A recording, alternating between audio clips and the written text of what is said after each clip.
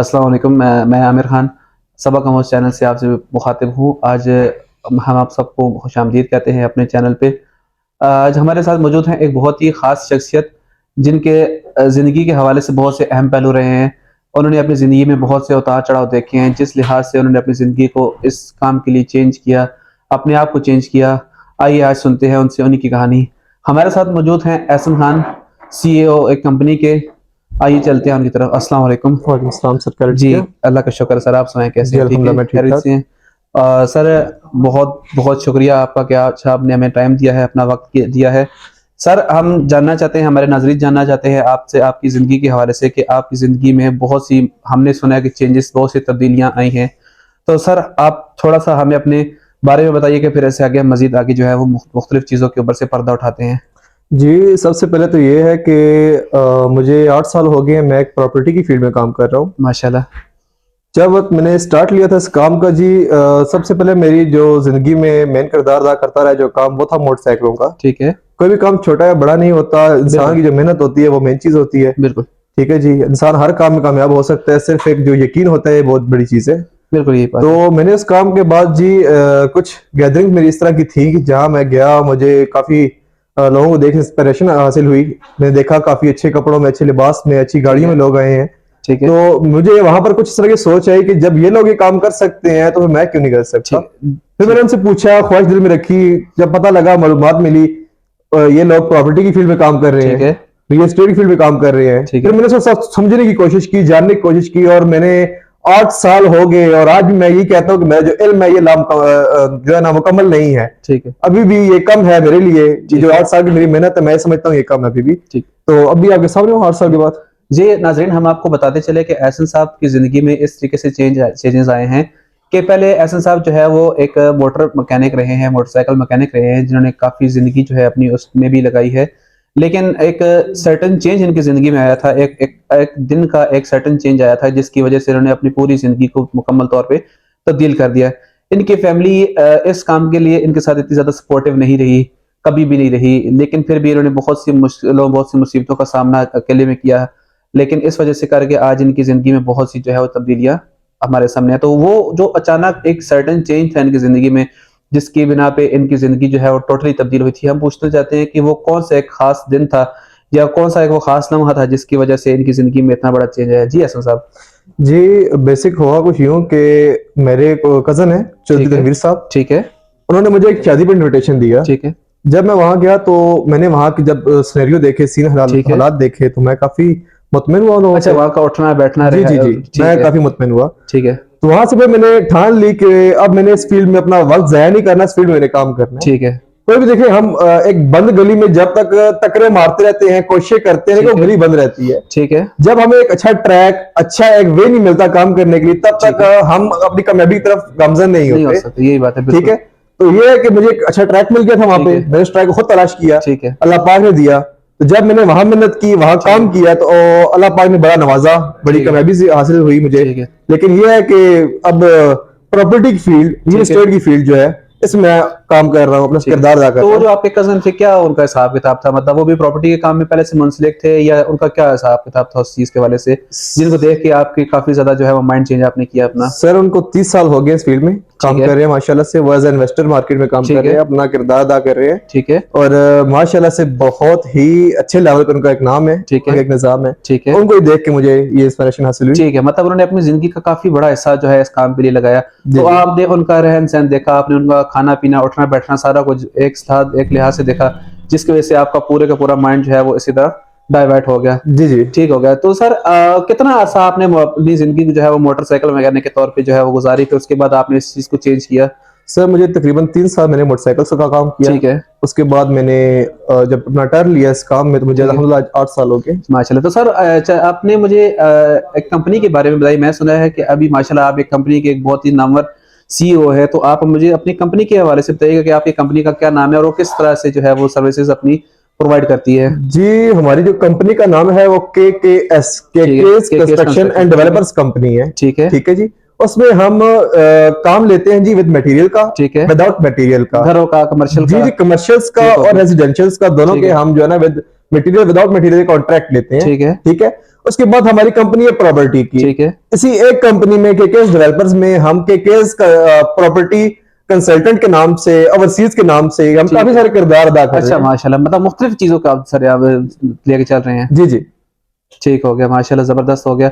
अच्छा सर, मुझे इसके हवाले से बताइएगा कि आप प्रॉपर्टी के हालात भी देख रहे हैं आजकल, तो जैसे आपको पता है कि प्रॉपर्टी के हालात आजकल किस लिहाज से जा रहे हैं, तो आप इसके ऊपर क्या बात करना चाहेंगे? सर प्रॉपर्टी के हवाले से मैं यही कहूंगा फिल वक्त के लिए कि प्रॉपर्टी के हालात काफी डाउन है। ठीक है, उम्मीद करते हैं और दुआगो भी हैं हर इंसान के लिए कि अल्लाह पाक करे कि हमारे मुल्क में एक बड़ा किरदार अदा कर रहे हैं प्रॉपर्टी का शोबा। बिल्कुल यही बात है, हमारे टैक्सेस में, हमारे मुल्क की माशियत में एक काफी बड़ा किरदार अदा कर बिल्कुल रही यही है। बात है। और हमारी कोशिश है, हम दुआगो है कि जितना बेहतर से बेहतर हो सके इस मुल्क में ये काम हो। लेकिन फिल वक्त के लिए जो मेरी जो राय है, जो मेरा जो मानना है वो ये है कि टैक्सेस ठीक है, जो बेबुनियाद टैक्सेस लगाए गए हैं हमारी मुल्क की प्रॉपर्टी पे, बिल्कुल, पहले सर ये था कि जो आपके बायर्स थे वो टैक्स पे करते थे, सेलर ठीक के है, लिए कोई बर्डन नहीं था। बिल्कुल ये बात है, अब बिल्कुल। ये है कि सेलर और बायर दोनों पर ये बर्डन है, वो दोनों टैक्सेस पे करते एक हैं, साथ एक जैसे पे जी करने जी, पड़ते और हैं। 7 गुना ज्यादा टैक्स पे कर रहे हैं। बिल्कुल यही बात है, 2% की पहले रेशो थी, अब रेशो आपकी 13% पे जा ठीक चुकी है, है विदाउट फाइलर। बिल्कुल ये अब बात है, फाइलर भी है तब भी अब 7% टैक्स पे करेंगे, यही बात है, और ये बेबुनियाद टैक्स है। बिल्कुल ये बात है, जब तक के लिए खत्म नहीं होगा तब तक हमारे मुल्क की प्रॉपर्टी की कोई आगे फ्यूचर में एक वैल्यू नहीं है। बिल्कुल ये बात है, बिल्कुल सही, बिल्कुल। जैसे कि आजकल के हालात के बारे में आप सब जानते हैं कि आजकल कोई भी शोबा ऐसा नहीं रहा जिसके ऊपर काम करके थोड़ा सा बेनिफिट कमाया जा सके। जैसे तो अगर हम 4-5 साल पीछे चलते हैं तो हर एक शोबे के अंदर से इंसान को कोई ना कोई किसी न किसी लिहाज का बेनिफिट जो है वो मिल जाएगा, तथा लोगों ने उस वक्त बहुत ज्यादा अपने आप को स्विच किया था प्रॉपर्टी के काम के लिए। तो उस वक्त जो जिन लोगों ने काम किया था वो काफी ज्यादा फायदे में रह गए थे। लेकिन आजकल भी लोग क्या करते हैं, अपने इस किसी भी किस्म के शोबे को स्विच कर रहे हैं प्रॉपर्टी के लिहाज से, प्रॉपर्टी के लिए। लेकिन आजकल जिस तरीके से मुल्क के हालात चल रहे हैं, जिस तरीके से एहसन साहब ने बताया कि आजकल मुल्क के अंदर टैक्सेस का हिसाब चल रहा है, तो हर बंदा अपने आप को स्विच तो कर रहा है, लेकिन उनको उस खातर का कोई खास फायदा या कोई खास बेनिफिट उनको मिल नहीं रहा। तो सर हम आपसे पूछना चाहते हैं कि आजकल के दौर में जैसे हर तरफ मंदी का दौर दौरा है, तो अगर किसी इंसान ने कुछ इन्वेस्टमेंट करनी हो, तो आप क्या समझते हैं कि इंसान को, मेरे इल्म में बात आई है कि 2 किस्म की प्रॉपर्टी के लिहाज से इंसान को लेके चलना होता है। जैसे एक रेजिडेंशियल प्रॉपर्टी होती है, एक कमर्शियल प्रॉपर्टी होती है। तो अगर मैं आपसे पूछूं या एक अवाम की तरफ से आपसे एक बात पूछी जाए कि अगर आप हमें बताएं कि किस लिहाज से तरफ जाना चाहिए अगर हमें थोड़ी सी इन्वेस्टमेंट करनी है जिससे हमें लगे कि हमारा फ्यूचर सेफ रहेगा? सर इस तरह के आपने बिल्कुल ठीक फरमाया कि प्रॉपर्टी 2 तरह की है, एक रेजिडेंशियल है और एक कमर्शियल है, ठीक है। अब ये आपकी इन्वेस्टमेंट पे डिपेंड करता है कि आपके पास रेशियो क्या है इन्वेस्टमेंट की, ठीक है। अगर चाहे 10-20 लाख रुपए है तो आप इन्वेस्टमेंट प्रॉपर्टी में तो ये बहुत ये नामुमकिन सी बात है, ये तो किसी मामले में नहीं आता। बिल्कुल कम से कम आपके पास इन्वेस्टमेंट अगर कम से कम है तो 50 लाख रुपए होनी ठीक चाहिए। है, अगर आप प्रॉपर्टी में आने का एक शौक रखते हैं, चाहत रखते हैं, ठीक है, तो उसमें पहला आपको ऑप्शन मिलता है कमर्शियल, ठीक है, उसमें आपको मिलती है शॉप्स, ठीक है, जो आपकी रेंटल वैल्यूज में भी आती हैं, ठीक है, ठीक है। और आपका जो बेस्ट अपॉर्चुनिटी आपके लिए बनती है वो कमर्शियल बनती जी है। ठीक है सर। अगर मिसाल की बात है, कमर्शियल में एक इंसान अपने आप को इन्वेस्ट करना चाहता है, अपनी अमाउंट को इन्वेस्ट करना चाहता है एक सिक्योर फ्यूचर के लिए, तो आप क्या समझते हैं कि कमर्शियल में किस लिहाज से इन्वेस्टमेंट उसको करनी चाहिए? शॉप के लिहाज से इन्वेस्टमेंट करनी चाहिए, प्लॉट्स के लिहाज से इन्वेस्टमेंट करनी चाहिए, या किस लिहाज से इन्वेस्टमेंट सर करनी चाहिए? देखें बात यह है कि प्लॉट्स भी आप उसमें इन्वेस्टमेंट कर सकते हैं, प्लॉट्स भी 10-20 लाख 25 लाख की रेंज में आप इन्वेस्टर बन सकते हैं प्लॉट्स के भी। लेकिन जो रेशियो पता है प्लॉट्स ये है कि आपके पास जब तक की बड़ी अमाउंट नहीं है या कोई ऐसा जरिया आमदन आपके आने वाले वक्त में नहीं है आपके पास, ठीक है, इन फ्यूचर जो हम कहते हैं जी मेरे कुछ टाइम में ये अमाउंट आनी है या आ सकती है फला फला, अगर चेक पास आ सकती है पेमेंट, अगर पास कोई टाइम है इस तरह का, तो फिर तो मेरा मशवरा ये है कि आप एक प्लॉट लें, ठीक है, उसको आप लेके डेवलप करें, ठीक है, डेवलप करके उसको मार्केट में सेल आउट करें, ये सबसे एक अच्छी अपॉर्चुनिटी है इन्वेस्टमेंट की। बिल्कुल ये बात है। अगर वो चीज आपके पास नहीं है और सिर्फ आपके पास ये बुनियादी ये इतनी है इन्वेस्टमेंट की, फिर आप डाउन पेमेंट्स पे कमर्शियल पे आप इन्वेस्टमेंट करें, जी ठीक हो गया, उसमें यह साथ आप एक साथ अदा करें, ठीक है, लेकिन उसमें यह है कि आपको एक टाइम के बाद बहुत अच्छी अपॉर्चुनिटी मिलती है आपको उसकी आउटपुट की, ठीक है, आपको उसका बेनिफिट अच्छा मिलता है, रिजल्ट अच्छा मिलता है, बहुत अच्छे इसके आपको प्रॉफिट्स हैं, जी ठीक हो गया, ठीक है। उसके बाद आपका फिर रेजिडेंशियल आपका उसमें कमर्शियल में ये अपार्टमेंट्स आ जाते हैं, शॉप्स आ जाती हैं, ठीक है, दोनों ही कमर्शियल की बेस्ट अपॉर्चुनिटीज हैं। बिल्कुल ठीक हो गया, ये बात है बिल्कुल। जैसे कि आजकल के हालात अगर आप देखें, तो अगर किसी इंसान ने अपने आप को कमर्शियल के अंदर इन्वेस्ट करना है, अपनी अमाउंट को इन्वेस्ट करना है, या अपने फ्यूचर को सिक्योर करना है, तो जैसे हसन साहब ने बताया कि उसके अंदर 2 किस्म की चीजें हमारे पास सबसे बेनिफिशियल रहती हैं। एक तो जो आजकल के एक रेंटेड शॉप्स चल रही हैं, जैसे आप सबको एक पता होता है कि एक इंसान शॉप बाय करता है, फिर उसको किसी न किसी ब्रांड के साथ अटैच करके जो है वो उसे अर्न करता रहता है, या फिर उसके मुकाबले में एक सबसे अच्छा एक जो बेनिफिशियल ऑप्शन मिलता है देखने को, वो एक अपार्टमेंट्स का ऑप्शन मिलता है, जिसमें अगर आप इन्वेस्टमेंट करते हैं तो एक तो ये होता है कि चले आपके पास रेंटल भी आ रहा होता है, और अगर इन केस अगर आपके पास किसी किस्म की कोई रेजिडेंस नहीं है तो आप उसके अंदर अपने आप को या अपनी फैमिली को या किसी भी किस्म की रेजिडेंशियल के लिए आप उसको सर्व कर सकते हैं। जी ठीक है सर, बहुत शुक्रिया, आपने हमें हमारे नाजरीन को अपना बहुत कीमती वक्त दिया, तो हम आपके बड़े मशहूर हैं। तो नाजरीन, अब हम एहसन साहब से इजाजत चाहते हैं कि हम उनके काफी मशहूर हैं, उन्होंने अपना बड़ा कीमती वक्त हमें दिया।